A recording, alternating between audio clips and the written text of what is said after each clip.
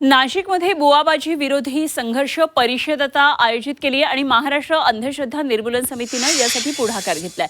हे राज्यातल्या 300हून अधिक प्रतिनिधी यासाठी हजर राहिले आहेत। ते खासदार वर्षा गायकवाड यांच्या हस्ते परिषदेचं उद्घाटन आहे। या परिषदेमध्ये अंधश्रद्धा विरोधी संकल्प आणि ठराव होणार आहे। जादूटोणा विरोधी कायद्याअंतर्गत कारवाईला आता वेग आलेला आहे।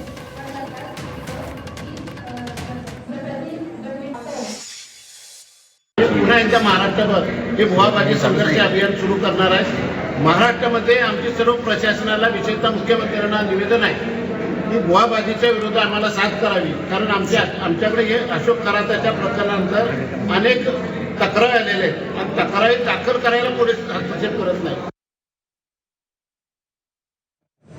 त्या उपलब्ध आहे असा समज त्यांनी करून घेतला।